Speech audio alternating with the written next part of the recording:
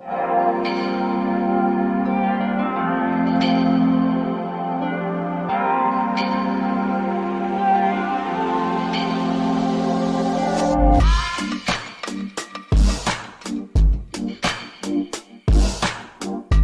you so much.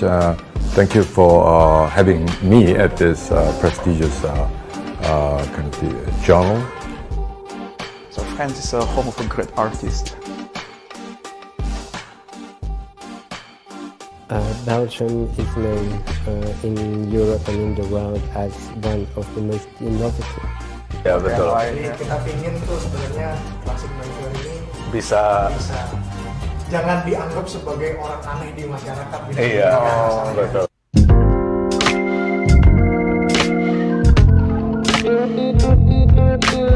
So we go to a few cities, obviously. Bangkok, Singapore, and we used to do trunk show in Jakarta before we had this. Nah, terkait dengan COVID-19, kita melihat bahwa solusi pamungkas dari pandemi ini mau tidak mau akan ada di vaksin. Pak Presiden selalu begitu ya. Pancasila hanya bisa mendarah daging lagi-lagi ya. Kalau kita juga melibatkan millennials.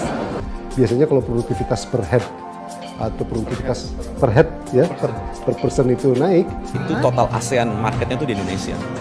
Ya, kalau kita bicara mengenai Grab, kita bicara mengenai si Shop. So Louis Vuitton, rather than producing more handbags, they producing the hand sanitizer. How can we make it strongly content oriented so that people get value? Hi, I'm Irene from East Ventures. First of all, we have our accelerator, which accelerates startups at the growth stage. Perkembangan internet dan smartphone, data sekarang jauh lebih affordable dibanding. Elia is the fourth generation of the Bonacina family. Hello and welcome to an rich photo.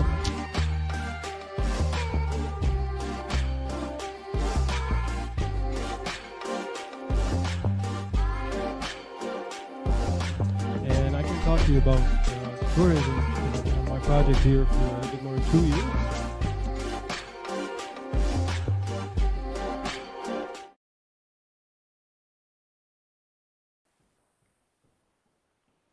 Selamat siang, Business Lounge Junior Viewers. Pada siang hari ini kita sangat senang untuk bisa berada bersama-sama kembali dalam suatu acara yang spesial. Pada siang hari ini, eksklusif interview bersama dengan Bapak Alexander Rusli. Telah hadir bersama dengan kami pada saat ini, Bapak Alexander Rusli yang juga merupakan co-founder daripada DG Asia Kios. Dan pada siang hari ini, maka topik yang akan kita angkat bersama-sama adalah mengenai less contact economy. Kita tahu sekarang bahwa kondisi pada hari-hari ini adalah kondisi yang tentu tidak sama dengan kondisi yang kemarin. Kondisi di mana pandemi yang belum berakhir pada bangsa-bangsa dan juga pada bangsa kita, ini memang memerlukan suatu inovasi di dalam dunia bisnis.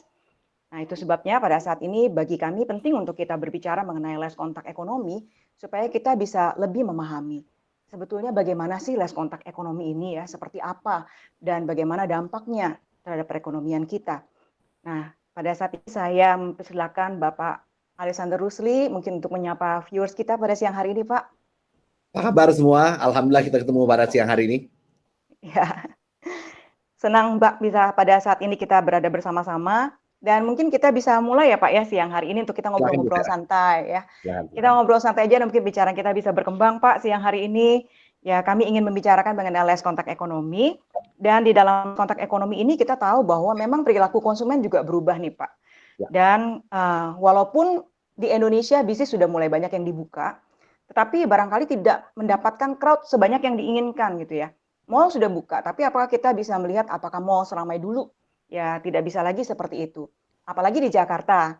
Sekarang ini Jakarta sudah lebih ketat lagi memperlakukan PSBB. Ya, saya sendiri lihat bagaimana Jakarta ini semakin lama semakin sepi nih Pak hari-hari ini ya. Hari-hari ini semakin sepi, lebih sepi daripada sebelumnya dan rumah-rumah makan semua tutup ya. Benar-benar merupakan satu kondisi yang sangat berbeda. Nah, ini benar-benar satu keadaan yang sangat membutuhkan inovasi less contact business ini supaya memang bisnis kita ini bisa hidup. Kalau enggak, maka nanti ke depannya bisa saja terjadi bankrupt. Nah, jadi Pak, menurut pendapat Bapak, bagaimana dengan less contact ekonomi ini sendiri? Jadi terima kasih Bu Vera. Jadi sebetulnya less contact ekonomi ini sebetulnya sudah revolusinya, saya menggunakan kata revolusi karena memang perubahannya cukup drastis, sudah berjalan cukup lama. Sebetulnya kan yang pertama-tama ke impact itu industri media, Betul, Pak. cetak, kemudian TV mulai kena. Jadi sebetulnya kan apa yang terjadi, barang atau jasa yang nature-nya memang non fisik by nature, itu kemudian kembali ke harkatnya. Sedangkan barang-barang yang sifatnya memang fisik nggak bisa digantikan, ya will remain seperti itu. Nah, barang-barang yang kita nggak banyak sadar bahwa sebetulnya banyak hal-hal yang sifatnya merupakan satu ya keterbatasan teknologi zaman dulu yang membuat barang-barang tersebut ada fisiknya. Kaset video, itu kan sebetulnya barang-barang yang sebetulnya digital pure kan. Betul, Pak. Ya makanya kaset tuh hilang, video hilang, CD hilang. Karena by nature itu memang itu barang-barang sifatnya digital. Tapi memang tapi kalau kita bicara mau beli kursi, mau beli meja, mau beli makanan, itu kan hal-hal yang tidak bisa di-replace dengan barang-barang digital. Ya, fisiknya tetap harus ada. Harus ada. Jadi memang kelihatan masuk ke dua ekstrim tadi barang-barang yang ada. Nah, alat tukar atau alat pembayaran itu juga sebetulnya bukan barang fisik. Uang itu kan sebetulnya buatan manusia. Kalau zaman dulu kan sebetulnya barter antara ada jasa, ada barang atau barang tukeran lah lewat pasar. Nah, keluarlah pemerintah mengeluarkan satu mata uang apa segala macam menjadi alat tukar yang bisa dipakai nyebrang satu sama lain. Now dengan adanya COVID, dengan adanya pressure bahwa orang tidak mau ketemu apa segala macam, proses akselerasi yang selama ini terjadi itu kemudian memang menjadi jauh lebih cepat, dipaksa. Orang melalui proses digitalisasi, apakah produknya, gimana caranya biar barang itu layanan segala macam nyampe lah ke tangannya si orang yang ingin memiliki, gimana caranya, dan sekali ini memang didukung dengan teknologi yang jauh lebih memadai. Ada smartphone, ada apa yang membuat layar lebih bagus, yang membuat jaringan itu lebih besar, yang membuat segala macam dipermudah. Handset juga murah, processing power juga lebih gampang. Komputer saya yang pertama, saya punya komputer dulu, dia 16 kilobyte memorinya. Sekarang nggak ada. Sekarang waduh. Sekarang orang ngomongin memori di handphone aja udah gigabyte-an. Udah tera malah, Pak. Tera, lagi-lagi kan foto dulu kan karena memang nggak ada medium teknologi dulu pakai harus cetak film apa segala macam. Makanya yang hilang.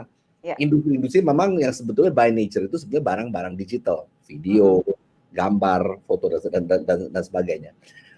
Nah, jadi memang sebelum ada COVID, semua orang juga mulai berbondong-bondong, istilahnya mendisrupt, mencari apa sih that next disruption, apa sih yang kemudian bisa didorong lebih cepat kembali ke harkatnya tadi, the asset of the product itself. Ada yang nyoba A, B, C, D, E seperti apakah memang semua tahu bahwa barang-barang fisik itu will remain physical at all times. Makanya ada bisnis juga ya seperti Gojek, seperti Grab dan segala macam yang memang men-serve sesuatu yang memang tidak bisa di-replace. Orang travel atau barang butuh diantrin, orang butuh makanan apa segala macam. So that's what we see yang mungkin kejadian saat ini. Now memang di dalam less contact ekosistem terkait dengan barang-barang yang memang secara esensi dia barangnya non digital atau memang harus menjadi barang fisik, itu tergantung pada dua hal. Satu pembayaran, yang satu lagi logistik. Jadi dua inilah yang menjadi kunci, berapa mudah pembayaran dilakukan, berapa mudah barang itu bisa nyampe sampai ada teknologi seperti Star Trek ya, bisa ada di sini nongol sana gitu ya, logistik gitu. Tapi saya senang Pak dengan kata-kata Bapak tadi, memang kayaknya semua bisnis dipaksa ya Pak ya? Ya dipaksa. Kan sekarang orang takut ketemu apa segala macam, yang selama ini ya orang bilang ya ini bagus akan lebih murah. Sekarang ada ketakutan yang real. Ketakutan ada virus nyebar apa segala macam. Sama seperti mobile money, kenapa nyebar cepat luar biasa di Cina karena di sana ada ketakutan banyak sekali uang palsu. Jadi kenapa WeChat Pay, kenapa Alipay bisa dengan cepat? Orang di sana nggak mau terima cash. Kalau terima cash itu ada kemungkinan terima uang palsu. Kalau terima uang digital nggak ada kok, nggak ada skenario itu uang palsu sama sekali. Jadi di sana ada ketakutan, ada sesuatu ketakutan yang mendorong hal tersebut berjalan lebih cepat. Nah, di sini kita juga ada ketakutan tersebut ketakutan terhadap virus lah yang membuat segala macam bergerak lebih cepat. Ya, di sana duluan karena situasi kondisi kekhawatiran uang palsu, sedangkan kita dipaksa oleh kondisi pandemi begini ya Pak. Betul. Kan memang bisa dilihat barang-barang yang seperti tadi Bapak bilang misalnya furniture. Orang kan kalau zaman dulu kan pengennya datang ke toko dong, nyobain dulu gitu kan. Dicoba kursinya enak apa enggak, cocok nggak kira-kira taruh di rumah dibayang-bayang. Sekarang mau nggak mau terpaksa karena takut keluar, belinya pun lewat online juga. Dan dimudahkan dengan digital wallet dan sebagainya sehingga mudah dilakukan ya Pak ya. Nah, tapi kan in the past juga ngasih gambaran, ya orang dulu harus coba duduk. Memang rasa itu belum bisa, teknologi saat ini paling tidak, itu belum bisa mereplace rasa ya. Tapi kalau bentuknya, ukurannya, how it really looks, udah bisa diadres dengan layar yang lebih bagus, speaker yang lebih bagus. Ya. Dan kemudian juga rating approval itu juga nolong ya Pak Lidras kontak rating approval ya, ini orang-orang yang semua ternyata bilang ini barang bagus. Jadi udah banyak. Betul. Mekanisme lain yang bisa menjadi komplement terhadap kebutuhan tadi. Ya. We'll see. Memang sekarang ini serba dipercepat. Ya, everyone is trying to find space mereka untuk bisa survive di mana dalam koridor-koridor yang baru. Iya. Memang kalau nggak cepat untuk adaptasi dalam kondisi seperti ini, cenderung memang turunnya cukup drastis ya Pak bisnis ya. Ya, ada beberapa rekan yang tidak bisa adapt dan kemudian dalam waktu berapa bulan ini itu sudah hampir menuju bankrupt. Ya memang kan gini, memang kalau kita lihat contoh yang paling ekstrim sebelum ada COVID ya, hampir semua pemain media cetak nggak ada yang percaya bahwa digital news itu kemudian bisa merubah tatanan ekonomi sedemikian drastis. Ya dulu nggak remeh. Nah, ya itulah kejadian kenapa banyak sekali media cetak kemudian ya pada bergelimpangan yang nggak sempat pindah ke medium lain untuk mencari uang. Ya, betul. Nah, TV juga TV swasta atau TV free to air lah ya, itu juga mengalami masa-masa yang nggak mudah sekarang. Karena ya kalau kita lihat piramida kependudukan yang sebelah atas sekarang udah jarang yang nonton.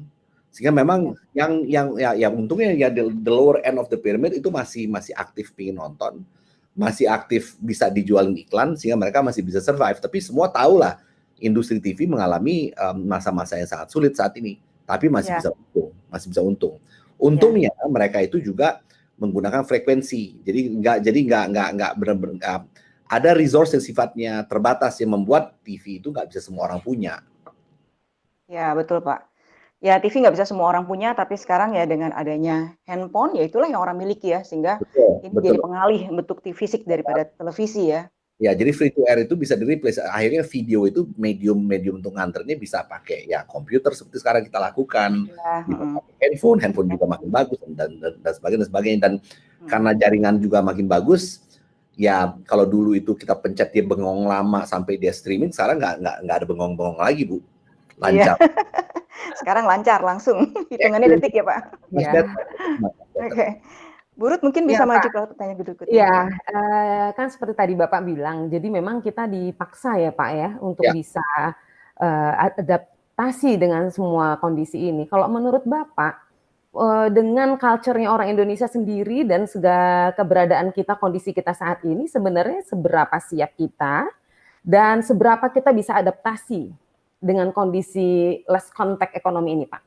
Ya, jadi kalau pertanyaan itu mungkin sangat relevan sebelum ada COVID. Kalau sekarang ini siap nggak siap, orang karena rasa takut terpaksa beradaptasi. Dan ya keinginan orang untuk survive, keinginan orang untuk untung lebih besar, keinginan untuk orang untuk itu ada driver terbesar. Jadi ya mereka akan mencari jalan. Dulu masalahnya ada opsi. Kalau nggak melakukan ini pun masih bisa hidup. Kondisi yang ada. Sekarang nggak bisa ya? Nggak bisa. Jadi orang, ya kita tahu lah manusia itu kan is one of the most resilient species in the world gitu ya. Jadi ya selama ini they will find a way to survive. Jadi ya menurut saya akan adaptasi paksa. Sangat gitu. adaptable manusia itu, betul. Sangat adaptable. Betul. Bisa nggak Bapak cerita sedikit Pak perubahan yang terjadi di lapangan itu Pak? Apa yang berubah pada sisi produsen dan apa yang berubah pada sisi konsumen Pak? Ya, Perilakunya.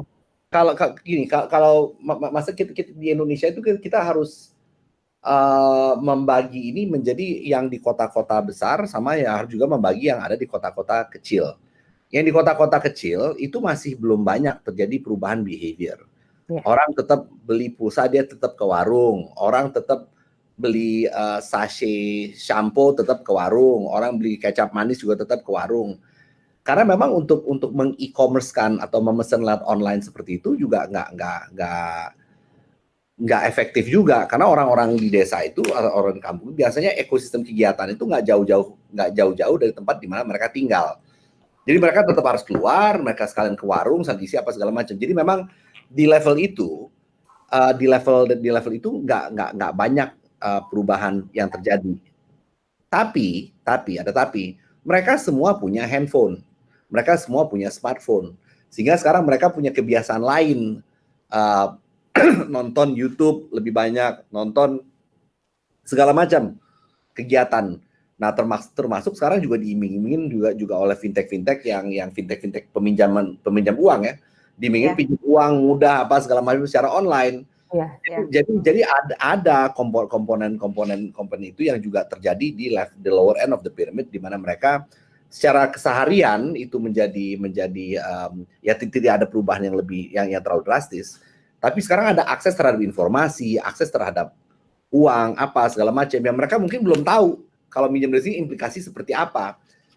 Tapi at least they start to see. Sekarang mereka lihat tawaran dari mobile money yang ada tawaran diskon, cashback apa segala macam. Jadi mereka ingin mencoba karena cashbacknya 40%, cashback 30%.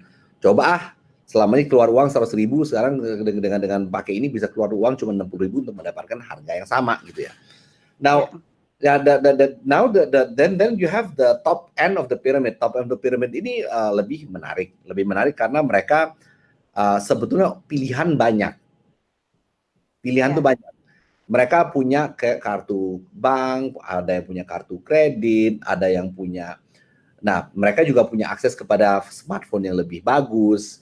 Mereka juga dalam pergaulan itu juga lebih gampang bertukar pikiran. Lu udah pakai ini belum? Lu udah pakai ini belum? Oh, masa lu belum pakai, bikin malu aja. Coba dong, coba. Nah, jadi memang keinginan buat mencoba di level atas piramid itu lebih besar.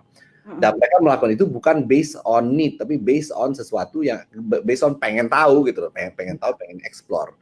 Nah, yang pengen explore itu begitu mereka suka, mereka latch on ya, menjadi sesuatu yang mereka pikir, oke, I like this. Mereka akan menjadi lebih sticky karena mereka ngerasa this is the new way of doing things. Makanya kan seperti beli buku apa segala macam, Amazon itu menjadi de facto the one and only few large bookshops in the world. Walaupun mereka sebetulnya bukan cuma jual buku aja, mereka jual data center apa segala macam. Tapi dalam perjalanan mereka berhasil membunuh semua toko buku tradisional yang sekarang pun di Indonesia dengan yang tadi mungkin orang-orang di lingkaran Kementerian Pendidikan mau mencoba mempertahankan, tapi dengan kondisi yang ada sekarang justru terpaksa dipercepat proses digitalisasi tadi ya supaya buku bisa nyampe ke ujung di Papua, buku bisa nyampe ke ujung di Aceh. Ya, cara seperti apa yang paling gampang? Ya digital.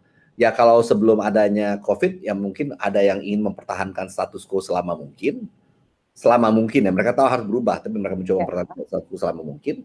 Dengan adanya COVID mereka bilang ya udahlah nggak ada pilihan, let's just implement this supaya bisa makanya tadi itu yang menjadi salah satu komponen di mana alasan di mana akhirnya menjadi lebih cepat lah proses transformasi tadi menuju dunia digital yang lebih dalam lah. Saya rasa memang dari sisi produsen maupun konsumen dua-duanya memang menjadi lebih aktif ya Pak ya. Jadi kalau dari tadi dibahas dari sisi produsen dan juga konsumen, memang akses untuk mencari informasi dari sisi konsumen juga lebih tinggi. Tapi dari sisi produsen juga kelihatannya sekarang juga memang semakin marak dengan edukasi-edukasi ya, iklan-iklan dan sebagainya sehingga orang-orang juga lebih mudah untuk mengakses teknologi yang mereka tawarkan. Atau misalnya seperti fintech kan bisa juga dipakai untuk orang-orang yang unbankable ya Pak ya. Jadi mereka unbankable, mereka kan pasti secara karena mereka unbankable sebenarnya mereka orang-orang yang sederhana sebetulnya. Tetapi karena bisa akses informasi, lalu kemudian kemudahan cara menggunakan dan kelihatannya juga merupakan suatu jadi way of life sekarang ini yang memang udah teman-temannya udah pakai, dimulai dari tatanan dari pasar, orang-orang di pasar pun sudah mulai pakai, orang-orang yang dagang-dagang di jalan udah mulai pakai. Jadi akibatnya itu jadi lebih cepat lagi memasyarakat dan lebih cepat diterima. Jadi memang dari kedua sisi ini memang sama-sama gencar. Yang satu cari informasi gimana caranya, yang satu juga memberikan informasi yang dibutuhkan oleh masyarakat. Ya memang itu sebetulnya cycle itu udah ada dari sebelumnya, cuma sekarang memang apa-apa serba dipercepat. Ya betul Pak. Kalau misalnya mungkin kita for argument sake mungkin sebelum COVID mungkin dalam 1 bulan cycle edukasi itu mungkin 2-3 kali, sekarang ya cycle edukasi jadi dibombardir kan, yang karena memang ya misalnya nggak bisa keluar tapi tetap butuh sesuatu, mau nggak mau harus cari opsi dong, gimana cari online, nggak tahu nih cara pakai, tapi ya mau apa pilihan yang harus keluar, nyuruh orang, wah nggak ada yang mau keluar, supir nggak masuk, apa nggak masuk, toko nggak buka gitu ya, toko nggak buka karena for whatever reason, sehingga oke deh satu-satu jalan pakai Tokopedia, Shopee segala macam, gimana caranya ya terpaksa belajar lah. Ternyata pas belajar nggak susah-susah amat ya, bayar pun bisa. Betul. Memang fiturnya juga dibuat mudah, nyaman untuk dipakai ya. Dan program-program cashback ini cocok banget juga dengan culture kita orang Indonesia ya. Jadi mereka sangat senang kelihatannya. Ya, tapi menurut saya itu yang tertarik untuk cashback itu sudah memakai sebelum ada COVID. Iya. Oh iya betul Pak. Yang setelah ada COVID, yang nggak cashback pun akhirnya jadi pakai karena kebutuhan. Ya, memang sebelumnya memang sudah booming juga ya Pak ya. Iya, sudah booming. Tapi yang sama mereka itu yang suka cashback, suka diskon apa segala macam. Ada udahlah mahal-mahal dikit nggak apa-apa lah, gue bayar. Tapi paling ya gue datang ke toko. Ya betul Pak. Kalau selain itu Pak, untuk sekarang ini masa sekarang ini para pebisnis, strategi apa Pak yang perlu dilakukan oleh para pebisnis untuk bisa menggrab customer? Karena kan ini pasti persaingan juga ketat ya Pak ya. Ya. Nah, strategi apa Pak yang kira-kira memang ini cocoknya pada masa sekarang ini gitu Pak? Ya, jadi memang ada yang paling banyak those who are in the best place itu memang pure digital companies. Ya memang sebelum ini dibentuk karena udah tahu memang mau berjualan melewat channel digital. Nah, tapi ada juga perusahaan-perusahaan yang nggak pure digital, memang perusahaan konvensional tapi udah mulai buka digital channel. Mereka dalam posisi yang bisa menawarkan barang-barang mereka melalui digital channel tadi. Nah, yang susah itu perusahaan-perusahaan yang tadinya masih tarsok. Karena kita ini kelihatan angkanya belum turun banyak nih, masih bisa tahun depan apa segala macam sekarang. Nah, sekarang karena dipaksa mereka melihat ternyata sistem kita belum dikembangin dengan baik, sedangkan kalau ngembangin sistem yang seadanya, yang make juga benci, apa segala macam, sehingga orang kecewa, nggak mau balik lagi setelah make, ini sih barangnya butut nih, nggak gampang dipakai, uang hilang, pada gue udah milih-milih barang 5 biji atau nggak jelas juntrungnya, harus start lagi dari awal, itu yang bikin orang kesel gitu ya. Those are the ones yang menurut saya in the biggest difficulty. Ya betul. Dari sisi penjual juga memang harus ada inovasi-inovasi ya Pak ya. Seperti misalnya memberikan mungkin jaminan servis, jaminan barang kembali ya, untuk bagaimana memperkuat customer service-nya. Inovasi-inovasi seperti itu juga perlu dilakukan oleh perusahaan ya Pak ya. Ya, tapi kan memang inovasi sebelumnya kan inovasi itu lebih banyak dikerjakan oleh pemain-pemain yang struktur modalnya udah bagus. Mereka inovasinya itu yang paling gampang itu harga lebih murah. Ya. Diskon nggak jelas, diskon besar, cashback 80%, 100%, 70%, 60% dan sebagainya. Itu yang paling mudah ya, yang paling mudah. Nah, tapi sekarang orang-orang dipaksa untuk lebih karena semuanya kan masuk ke dunia digital kan. Nah, sehingga nggak semua punya kemampuan balance sheet yang kuat untuk memberikan ya layanan bersubsidi seperti itu. Sehingga memang harus lebih kreatif dalam memberikan penawaran yang unik. Apa kalau misal diantar dijamin sampai ke tempat, orang nggak usah susah-susah lagi, barang pasti nyampe. Kalau nggak nyampe nggak bayar, ya apapun lah ya. Tapi harus ada jalan untuk menawarkan hal-hal yang sifatnya lebih layanan lah, sifatnya lebih layanan. Di mana orang ya Pak? Ya harus kreatif karena kan nggak bisa cuma uang aja ditawarin. Karena pada akhirnya uang itu kan harus ada yang bayar kalau di bawah kos. Kalau di dalam hal perusahaan-perusahaan yang besar itu layanan tersebut dibayar oleh modalnya si penanam modal di perusahaan digital tadi. You pay the marketing fee atau the subsidy through by using equity money, which is sebetulnya nggak sehat kan. Sebetulnya kan harus pakai itu dari ada margin dari keuntungan yang dipakai untuk mensubsidi untuk membangun ekosistem, untuk membangun pasar dan sebagainya. Ya betul Pak. Lalu Pak, untuk masalah supply chain-nya bagaimana nih Pak untuk less contact ekonomi ini sendiri? Ya, pengaruh bisnisnya seperti apa? Makanya untuk barang-barang yang sifatnya memang digital by nature itu kemudian dipercepat proses akselerasi tadi. Jadi kan sebetulnya kan masih ada barang-barang yang sebetulnya by nature dia digital, tapi masih dipaksakan seperti misalnya jualan pulsa telekomunikasi. Pulsa telekomunikasi sebetulnya kan dari kartu SIM-nya itu juga dibuat-buat sebetulnya kan. Bisa aja kartu SIM itu udah ada di dalam udah ada dalam pesawat telepon dari pertama. Ya. Tapi nomornya itu diinjek melalui over the air lah istilahnya. Teknologi itu udah ada. Tapi di Indonesia masih belum diperbolehkan. Karena memang masih ada keinginan untuk mempertahankan jual kartu SIM sebanyak mungkin. Jadi itu kan sifatnya ya bukan, saya nggak mau sebut mengada, tapi dipertahankan secara paksa lah, melalui regulasi, melalui segala macam gitu ya. Tapi kalau misal barang-barang yang sifatnya fisik kayak jualan seperti barang-barang Unilever, P&G, Nestle, atau barangnya Wings, itu kan memang barang-barang ya sachet makanannya harus diantar sampai ke bawah. Nah, untuk yang barang-barang seperti by nature barang fisik kelihatan mulai pelan, seperti orang sekarang jualan pulsa seperti Mendiknas kan, untuk memberikan pulsa untuk orang edukasi dari rumah, dia kan nggak sebarin lagi pulsa kartu scratch ya, dia kan langsung diinjek melalui perusahaan telekomunikasi asal daftarnya benar, orang dikasih kuota lebih besar sehingga bisa dipakai untuk edukasi anaknya gitu. Jadi kan itu kan semuanya udah secara virtual dilakukan karena pendaftarannya dilakukan virtual apa segala macam, diinjek lah data paket tambahan supaya bisa dipakai belajar.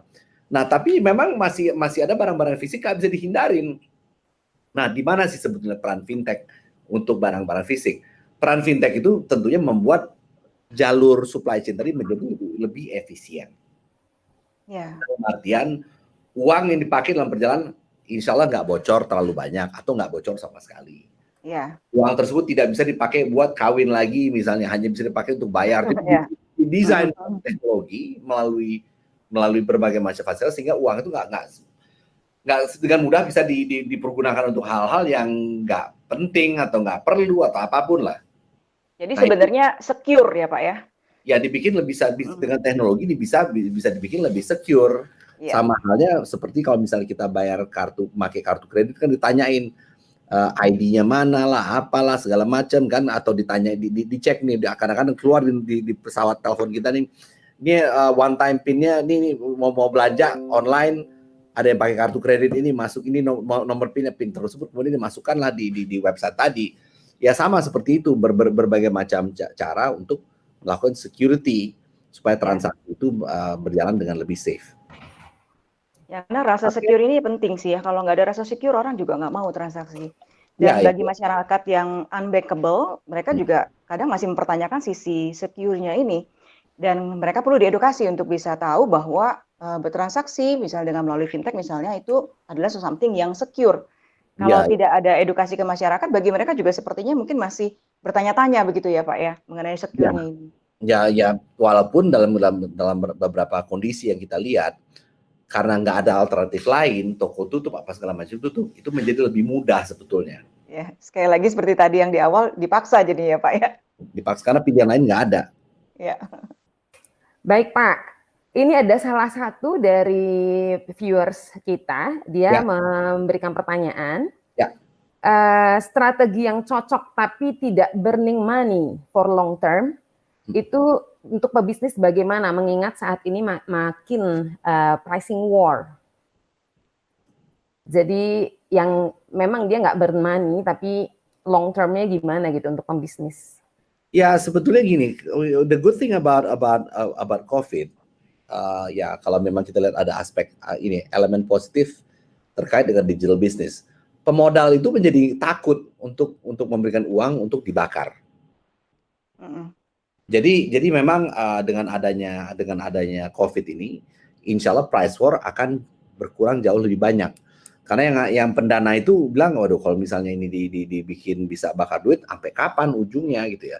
Jadi semua ingin memperbaiki fundamental bisnis karena semua melihat bahwa wah kalau terus-terusan kayak gini sih nggak survive nih kita semua. So that is what we see happening now. Nah, sehingga dengan seperti itu ya orang harus pada saat a digital startup dibentuk oleh founder-foundernya atau dengan co-foundernya, mereka harus memastikan itu bahwa model yang jadi jangan keburu-buru dengan oke deh kita jalan grow-nya benar-benar dengan harga murah. Ya. Jangan terburu seperti harus sabar, harus diligent, harus mau melihat detail bagaimana opportunity pain point-nya di mana sih dalam chain yang ada saat ini atau dalam bisnis yang sekarang mau kita disrupt. Permasalahan di mana? Ya harus telaten nyari di sini ada gap sedikit karena masalah ini ada gap sedikit, bisa nggak diadres dengan menggunakan teknologi atau sebetulnya nggak bisa diadres menggunakan teknologi. Nggak semua masalah bisa dihandle dengan teknologi. Ada masalah-masalah yang memang by nature memang harus ada intervensi orang. Nah kalau ada intervensi orang dicoba di replace dengan teknologi, dengan machine learning, dengan AI, bisa atau enggak? Belum bisa semua. So what I'm saying, you have to go into the detail of the business model. Dan setiap masalah itu macam-macam. Ya setiap masalah akan unik. Jadi ya mau nggak ada cara lain but to be diligent, to be telaten, to detail, to look at the business model. Dan setiap permasalahan seperti saya katakan itu nggak sama. Dicari pain point-nya apa? Pain point ini harus exist dulu dalam kondisi yang ada. Nah pertanyaan bisa nggak teknologi itu replace itu atau membuat masalah itu menjadi hilang? Nah kalau memang bisa digantikan oleh teknologi atau teknologi membuat masalah itu lebih kecil, ya then you have the ingredient awal untuk bikin business model yang nggak burn money tadi. Kalau burn money gampang, ya sebetulnya kita semua asal modelnya ya kasih uang lebih murah, orang-orang tertentu akan beli. Iya.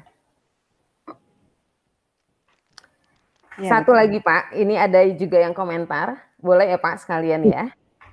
Ya. Mantap Pak katanya ya. Bagaimana pendapatnya Bapak mengenai hyperconnectivity Pak? Ya sekarang gini kan, hyperconnectivity itu kan apa sih ini hyperconnectivity? Sebetulnya kan lingkaran masyarakat yang lebih kecil kan sebetulnya kan. Itu yang dianggap sebagai hyperconnectivity. Jadi orang biasa berkeliaran atau melakukan kegiatan sehari-hari dalam lingkaran tertentu. Kalau di desa itu memang semuanya hyperconnectivity. Jadi memang ada ya you call it hyperconnectivity atau you call it social circle, apalah ya terminologi yang mau dipakai. Nah, tapi memang kalau by nature memang orang-orang itu biasanya beraktivitas di dalam lingkaran natural mereka. Apalagi kalau di desa, kalau udah di kota memang pergerakan itu memang lebih luas. So hyperconnectivity itu ya angle-nya ada banget, dan sebenarnya untuk melakukan bisnis yang tidak burn money, hyperconnectivity itu lebih gampang. Tapi Masalahnya if you want to play the valuation game, hyperconnectivity itu scale up-nya lebih susah. Sedangkan orang valuasi apa segala macam melihat digital itu memang ya orang lihat kalau dengan digital roll out-nya lebih gampang dong, lebih gampang, scalable kan.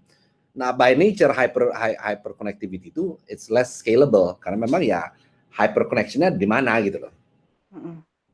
Tapi ya kalau my personal recommendation lebih bagus masuk ke bisnis yang ada basisnya seperti itu, hyper connectivity, hyper circle, karena berarti you solve a problem yang ada di dalam lingkaran tadi. Kalau ada you solve a problem, kan orang bisnis pada dasarnya solving someone's problem, dan karena problem tadi di solve, orang mau bayar kan? Kan nature-nya seperti itu. Nah, tapi kalau misalnya mau hyper connectivity di satu tempat dapat solusi, belum tentu bisa direplikasi di 1, 2, 3, 4, 5, 6, 7. Ya, tapi ya mungkin it's good enough. Ya jangan harus dibayangin jadi billion dollar company semua gitu ya. Maybe as a smaller company, tapi it has good profitability. Ya, you should it's something that you should take. Ya, apa salahnya kalau memang you can build a business menggunakan teknologi, berarti segala macam lebih efisien tanpa bakar duit. I think that's more ideal. Saya saya pribadi lebih baik invest di perusahaan-perusahaan yang nature-nya seperti itu. Ya, jadi memang ya teknologi, informasi dan komunikasi ya Pak ya. Ya, betul. Betul. Ada pertanyaan lagi dari yang ngikutin pendengar atau penonton? Sama tentang hyperconnectivity juga. Itu memang lagi buzzword yang lagi top karena memang social commerce segala macam lagi top. Lagi inilah dianggap sebagai yang sifatnya mass umum. Orang anggap udah selesai. Tokopedia, Bukalapak, Shopee sudah mengeluarkan solusi yang sifatnya solution for the masses. Nah, sekarang tinggal masalah-masalah dihadapi oleh hyper society atau social circle yang lebih kecil. Per gedung apartemen, per desa, per gedung perkantoran, per apa.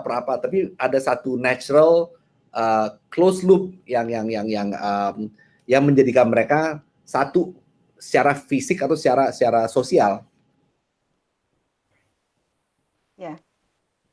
Jadi secara fisik ataupun secara sosial mereka terkoneksi begitu ya Pak ya? Koneksi, ya ada kan memang yang dari dicoba-coba nggak berhasil.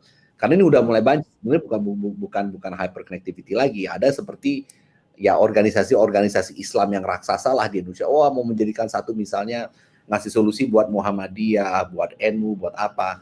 Nah, itu lebih kompleks by nature. Karena walaupun mereka itu dijadikan satu oleh some religious grouping atau social grouping, tapi kepentingan mereka sebagai satu kesatuan tuh loose gitu ya, karena mereka juga nggak tinggal di tempat yang sama, secara sosioekonomi juga nggak dalam strata yang sama, strata terlalu banyak variasi gitu ya.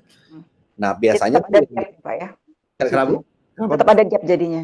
Iya tetap ada gap. Nah sedangkan kalau selama ini social circle atau hyper connectivity yang sukses itu biasanya memiliki kesamaan-kesamaan yang sangat clear di dalam ekosistem tadi.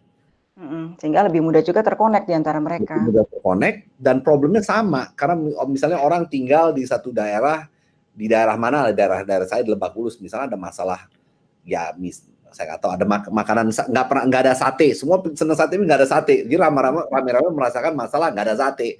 Ya udah, you come up with a solution di mana sate bisa dibeli by orang-orang di daerah saya gitu. Jadi permasalahan itu common between that social circle. Jadi kalau menurut Bapak sendiri, hyperconnectivity ini sekarang di Indonesia itu kira-kira sudah dengan teknologi yang kita miliki sekarang ini sudah mulai ya Pak ya?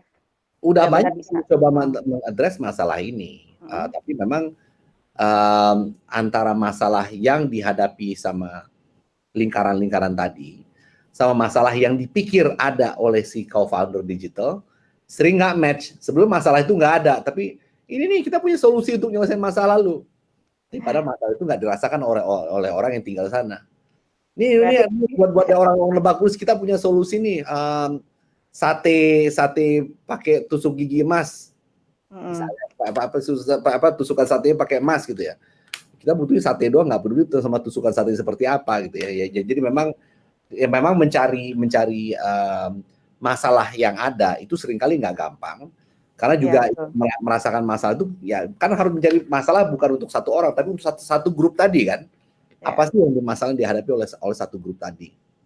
Paling ya pada akhirnya ketika mungkin permasalahan yang ada belum bisa diadres dengan solusi yang diberikan, ya mau nggak mau trial and error ya, cari lagi solusi yang lain yang akhirnya bisa tapi begitu dapat, wah bener yang pakai banyak. Nah, betul. Dan tetap bisa take off gitu ya. Ya. Ini ada satu lagi Pak, boleh ya Pak? Jadi ini minta pendapat Bapak karena memang sebetulnya sebelum pandemi berlangsung, bangsa kita memang sedang melakukan satu pembangunan infrastruktur digital ya Pak ya, sudah mulai sebetulnya. Pemerintah sudah bersiap untuk transformasi digital sebelum pandemi, tapi tren positif saat ini hanya tinggal 15,07% desa dan kelurahan dari total 83.000 sekian desa dan kelurahan belum memiliki infrastruktur 4G sebagai syarat terlaksananya komunikasi digital. Nah, pendapat Bapak bagaimana jikalau seperti ini kondisinya? Kenapa sih 4G menjadi patokan harus ada layanan?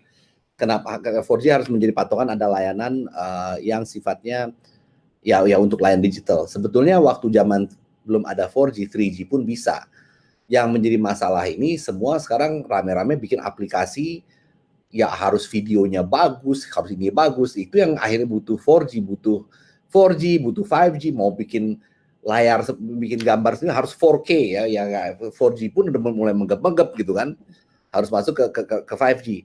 Nah sebetulnya kan nggak, kalau kebutuhan yang ada di daerah-daerah yang lebih remote, kebutuhannya itu mungkin lebih basic gitu ya. Ya oke lah mereka butuh nonton video apa segala macam. Oke lah itu memang ada. Tapi kan masalah nggak cuma orang untuk mendapatkan konten atau mendapatkan berita aja gitu ya. Ya kalau misalnya berita untuk waktu sebelum ada 4G, waktu 3G, ya media cetak udah mati karena akses ke internet secara umum dengan layar yang ya dengan 3G pun itu udah bisa experience cukup oke untuk baca berita apa segala macam.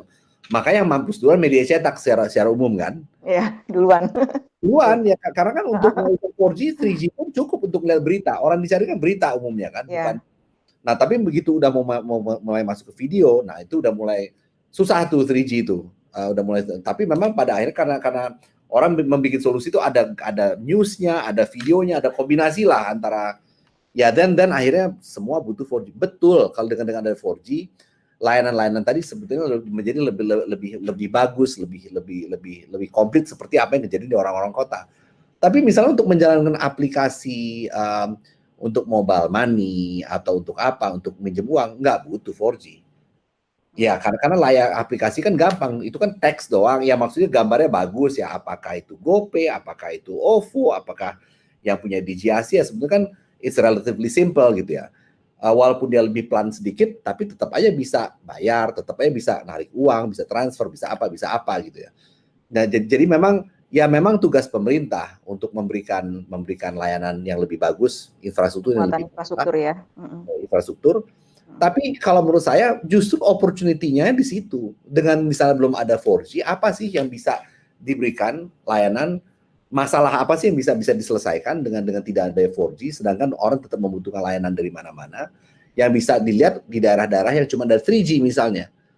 Ya memang kalau nggak ada connectivity sama sekali ya itu problem. Karena dunia digital kalau nggak ada konektivitas ya udah selesai kan. Tapi kalau nggak ada 4G ya pakai 3G ya udah layanan aplikasi dibangun ya mungkin karena mereka mau pakai aplikasi yang hanya bisa bagus kalau pakai 4G ya mereka di situ nggak pakai, berarti ada opportunity dong buat pengusaha lokal yang mau mengembangkan aplikasi yang tidak terlalu lapar bandwidth gitu. Wah pakai ini pelan, kalau pakai yang ini cepat ya udah orang akhirnya lebih senang pakai cepat tadi. So don't see it always sebagai itu biasanya komentar bagi orang-orang yang ada di pusat, betul, ada di pusat. Atau komentar bagi orang-orang yang memang butuh bandwidth yang sifatnya lebih bandwidth yang lebih cepat.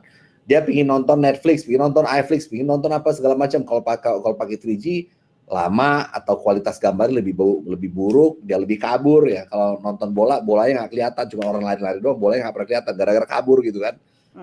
Ya itu memang masalah. Kalau pakai 4G bolanya kelihatan ditendang gitu kan. Kalau pakai 4G orang gol. Ya, betul. Tapi memang Pak Alex ini pebisnis murni ya Pak ya. Bapak selalu melihat di mana opportunity itu ada. Mau di tempat 3G, tempat 4G selalu ada opportunity. Iya, mantep banget nih Pak. Iya. Opportunity pasti ada. Iya, opportunity pasti ada. Memang kalau begitu ada masalah, kalau yang problem tuh kalau nggak ada masalah, opportunity hilang juga. Iya. Ya, betul. Memang benar Pak. Di balik problem selalu ada opportunity. Pak, ini ternyata yang ngikutin kita lumayan ini nih Pak, antusias nih Pak ya. Ya, boleh ya. Gak apa-apa ya Pak, lagi ya Pak. Apa-apa. Ini tentang fenomena ride-hailing application seperti Gojek dan Grab yang nature bisnisnya kan digital, tetapi implementasinya bersifat contacting. Ya. Nah, jadi sehingga terdampak kepada bisnis sekarang. Apa rekomendasi Bapak untuk bisnis model yang sekitar ini? Ya sebetulnya kita jangan sebut ride hailing, masalah orang itu kan masalah logistik orang sama logistik barang. Kan nggak bisa di-replace orang nganterin orang itu untuk travel nggak bisa di-replace. So memang ya sekarang yang jelas harus ya kencangin ikat pinggang, jangan terlalu banyak bakar uang, karena setelah COVID ini insya Allah akan selesai, masalah orang travel itu akan tetap ada. Masalah orang butuh nganterin makanan tetap ada, orang masalah butuh nganterin barang akan tetap ada. Cuma memang pertanyaannya dalam masa-masa seperti ini di mana secara regulasi dan karena ketakutan orang akan berkurang, yang menggunakan kendaraan umum atau ya orang yang traveling lebih sedikit lah ya. Ya tentunya angka ini juga akan berkurang gitu ya. Jadi memang kalau menurut saya masalah ride hailing atau masalah ride lah ya, nggak usah ride hailing lah, masalah transportasi umum ya akan tetap ada gitu. Bukan kebutuhannya itu akan tetap ada.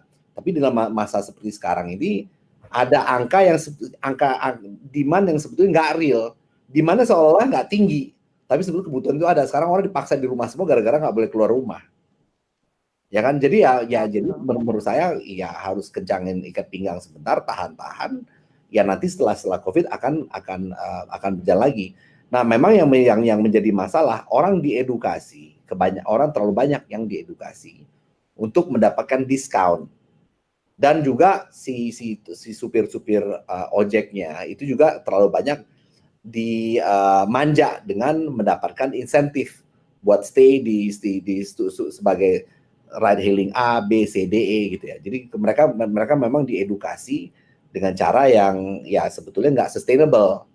Nah sekarang dengan kondisi yang ada, mereka dipaksa lah semua insentif tersebut hilang, dihilangkan dan sebagainya. So the good thing is that menurut saya it is temporary, it will come back, and at the same time when it comes back, it will be more realistic. Dan kenapa bisnis seperti ini resilient? Karena memang benar-benar ya on demand.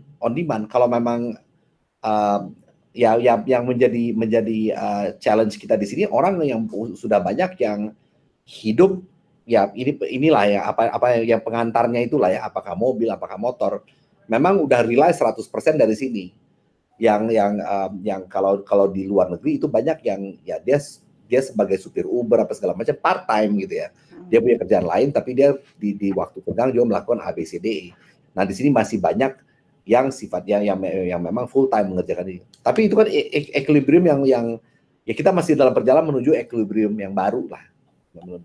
Jadi solusinya kencangin ikat pinggang, menurut saya akan kembali, akan masuk ke equilibrium yang lebih real. Tapi ya masalah logistik bukan masalah kebutuhan logistik bukan kebutuhan yang akan hilang dalam waktu dekat. Sebelum teknologi yang ada di Star Trek itu ada sih akan tetap selalu ada.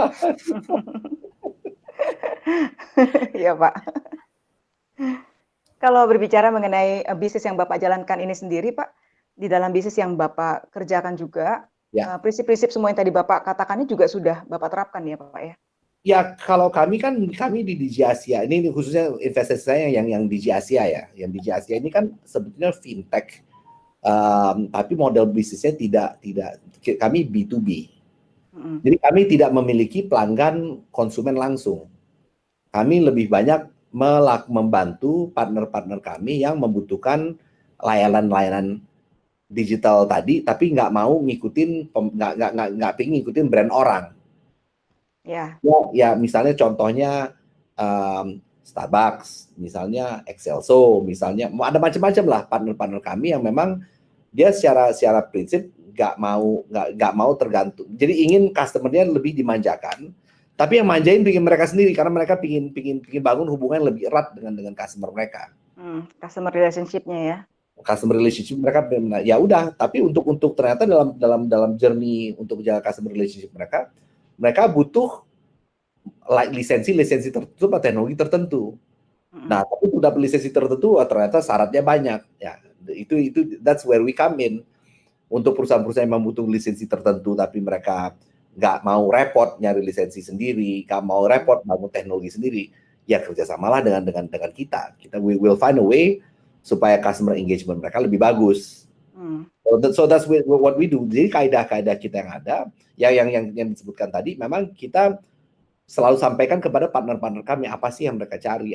Kadang-kadang mereka ada yang belum pelajari sama sekali, mereka cuma baru mau. Terus kita masuk dalam diskusi yang ada seperti yang kita lakukan sekarang baru saja. Atau ada juga yang udah tahu, mereka udah sewa konsultan apa segala macam sama kita, tinggal oke deh kita butuh lisensi sama teknologinya aja. Udah tinggal kerjasama. Ya kerjasama itu lebih cepat karena mereka udah tahu maunya apa. So that's what we do. Apakah remittance, apakah P2P lending, apakah mobile money, ada istilahnya ada lisensi branchless banking. Ya kita kasarnya kita kerjasamakan dengan partner-partner kita sehingga customer partner kita itu mendapatkan manfaat atau benefit sehingga mereka lebih cinta lagi kepada partner-partner kita. Ya, ya Pak. Growth-nya sendiri gimana Pak selama masa pandemi berapa bulan ini Pak? Jadi ya mungkin yang terkait sama medium to ke atas dengan yang di mall apa segala macam ada impact. Tapi partner-partner kita juga banyak yang di medium low yang ada di desa nggak ada impact sama sekali.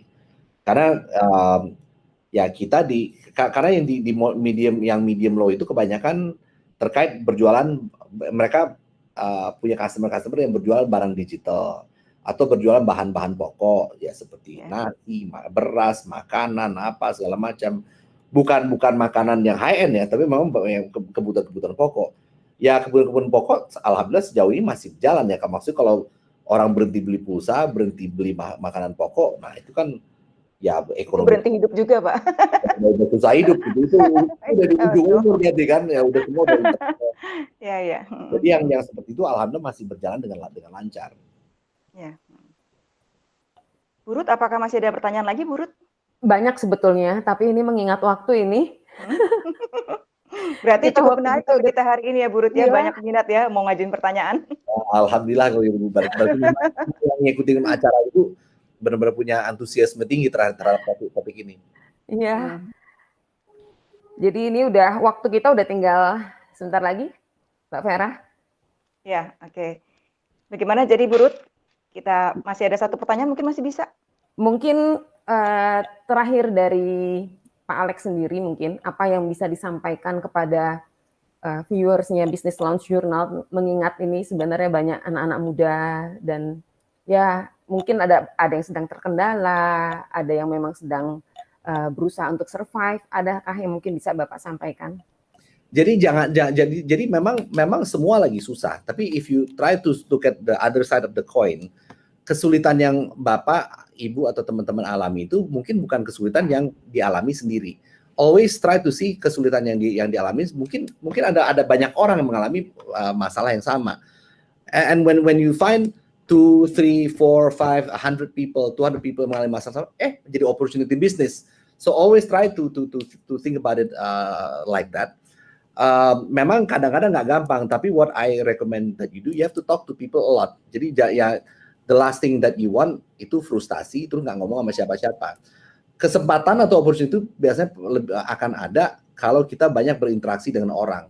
Ya boleh aja kita bertiga semua berkeluh kesah, ya semua aduh susah banget. Apa sih masalahnya? Tahu yang satu ting light bulb moment, dia bilang, oh ini bagus.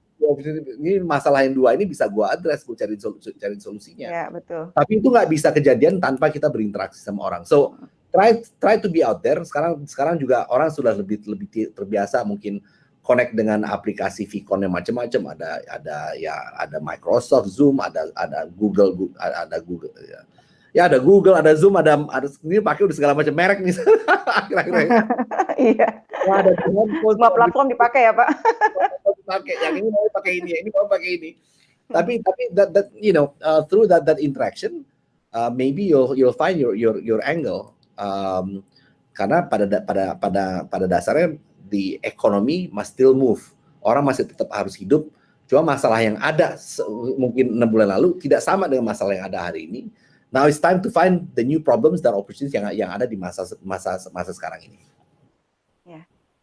Oke, baik. Terima kasih banget loh Pak pesannya nih untuk para pebisnis muda ya, rekan-rekan kita yang masih muda yang sekarang mungkin sedang bergelut dan berjuang di masa pandemi ini. Saya rasa sangat menginspirasi. Dan terima kasih sekali Pak buat waktunya. Sama-sama doakan biar semua get out of this, insya Allah lebih baik. Amin. Ya Pak.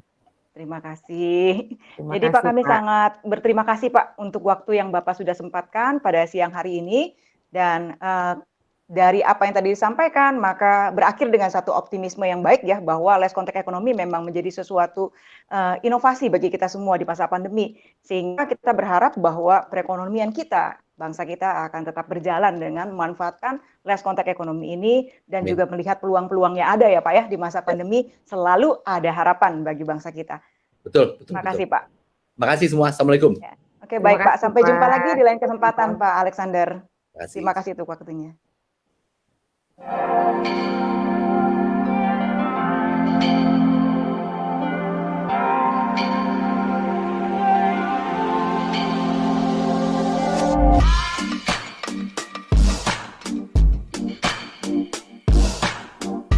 Thank you so much. Thank you for having me at this prestigious kind of the journal. So France is a home of a great artist. Belgium is known in Europe and in the world as one of the most innovative. Ya betul. Jadi kita ingin tuh sebenarnya Classic Menswear ini Bisa. jangan dianggap sebagai orang aneh di masyarakat. Iya. Betul.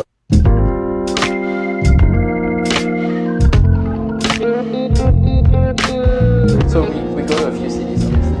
Bangkok, Singapore, and we used to do trunk show in Jakarta before we had this. Nah, terkait dengan COVID-19, kita melihat bahwa solusi pamungkas dari pandemi ini mau tidak mau akan ada di vaksin. Pak Presiden selalu begitu ya.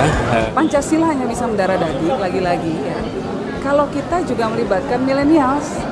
Biasanya kalau produktivitas per head atau produktivitas per head ya per person itu naik. Itu total ASEAN marketnya itu di Indonesia. Ya, kalau kita bicara mengenai Grab, kita bicara mengenai si Shop. So Louis Vuitton, rather than producing more handbags, they producing the hand sanitizer. How can we make it strongly content oriented so that people get value? Hi, I'm Irene from East Ventures. First of all, we have our accelerator, which accelerates startups at the growth stage. Perkembangan internet dan smartphone, data sekarang jauh lebih affordable dibanding. Elia is the fourth generation of the Bonacina family. Hello and welcome to an Rich Photo.